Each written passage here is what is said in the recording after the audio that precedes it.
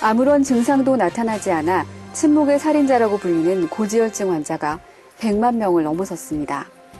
방치할 경우 심근경색, 뇌졸중으로 이어질 수 있어 생활습관 개선이 필수입니다.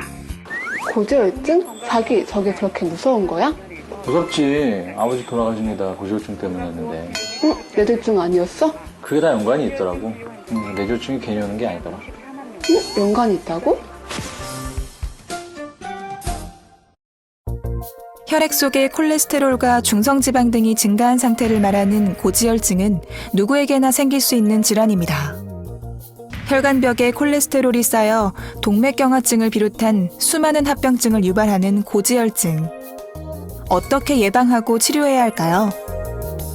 고지혈증은 간에서 콜레스테롤이 잘 제거되지 않는 유전적 요인이나 비만에 의해 생기는 경우가 대부분이지만 포화지방과 동물성 지방의 지나친 섭취, 과도한 음주로 인해 생기는 경우도 많습니다. 이외에도 당뇨나 운동 부족 등의 원인에 의해서도 고지혈증이 생길 수 있는데요. 나이가 들수록 콜레스테롤 수치는 높아지는 경향이 있고 특히 여성은 폐경기 이후 콜레스테롤 수치가 증가하기도 합니다.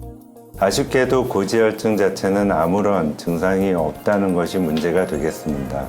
만일 고지혈증을 발견하지 않으신 상태로 계속 오래 방치를 하신다면 더 소중한 장기인 뇌라든지 심장, 말초혈관에 동맥경화가 생기게 되고 혈액순환이 안 됐을 때 뇌졸중, 협심증, 말초혈관 질환이 생기는 것이 문제가 되기 때문에 반드시 고지혈증이 있으신지 없으신지를 정확히 혈액 검사로 따져보시는 게 중요하다고 생각합니다. 고지혈증 진단은 혈액 검사로 이루어지는데요.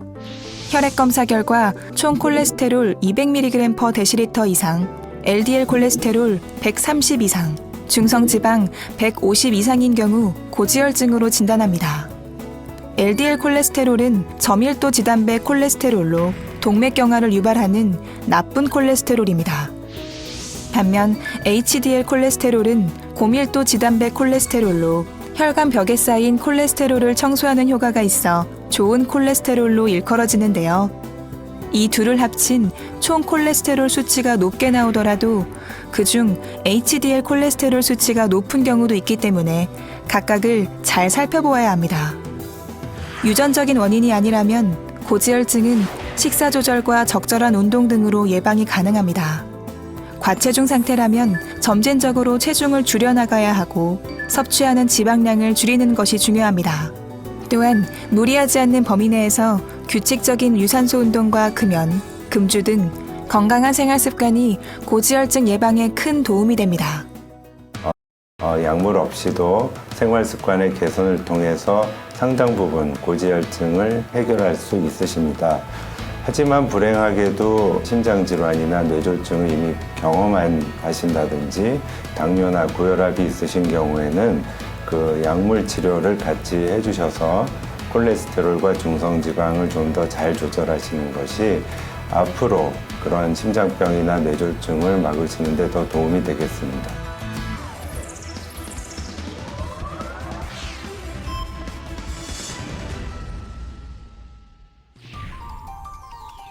뇌졸중은 뇌혈관이 막히거나 터져서 뇌기능에 이상이 생기는 질병이다.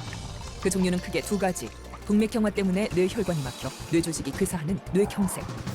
그리고 뇌혈관이 터지면서 뇌조직 내부로 혈액이 유출되어 발생하는 뇌출혈이 있다. 급사의 위험이 가장 높다.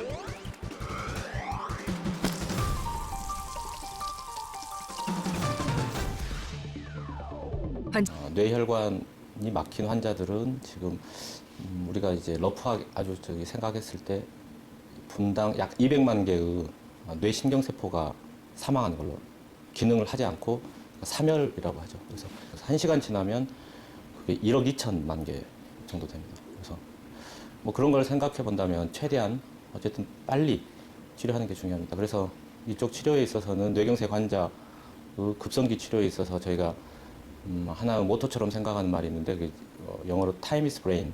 그래서 브레인은 이제 중요하다는 뜻입니다. 그래서 우리가 뭐 중요한 사람은 어떤 조직의 브레인이다 이렇게 표현을 하듯이 그래서 시간이 가장 중요하다는 뜻이 되겠습니다. 뇌졸중을 일으키는 원인은 여러 가지다. 고혈압, 당뇨, 이상지질혈증, 흡연, 심방세동 등이 큰 영향을 미치는데 이 중 간과하기 쉬운 것이 심방세동이다. 뇌졸중의 위험을 최대 18배까지 높이는 것으로 알려진 심방세동.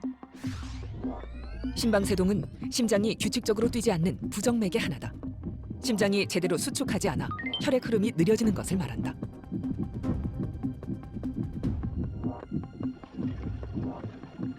심장이 규칙적으로 박동하지 못하면 혈액이 심방 속에 고여 혈전을 만들게 된다. 이 혈전의 일부가 떨어져 나와 대동맥을 타고 뇌로 올라갈 수 있는데 이 때문에 뇌경색이 발생할 수 있다.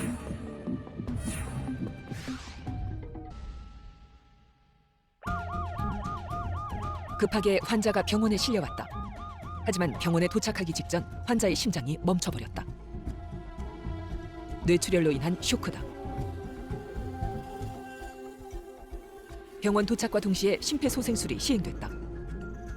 그 누구도 환자의 앞날을 예측할 수 없다. 과연 환자는 다시 일어날 수 있을까?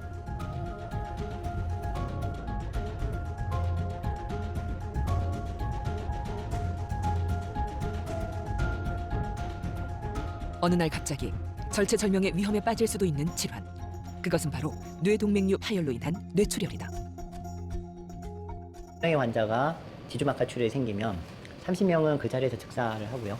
30명은 병원에 와서 검사를 하다가 재출혈로 사망하고 나머지 한 30-40명 정도만 이제 치료를 받고 그 중에서 걸어 나가는 환자는 20명 정도 절반밖에 되지 않는 거죠. 나머지 20명은 생존자이긴 한데 심한 신경학적 장애를 가지고 있어서 편마비나 언어장애나 식물인간, 완전 와상 상태인 식물인간 환자까지 다 포함해서 한 20명이 되는 거죠. 그래서 결국은 뇌동맥류 파열 100명 중에 걸어 나가는 환자는 한 20명이다 이렇게 보시면 될 것 같습니다.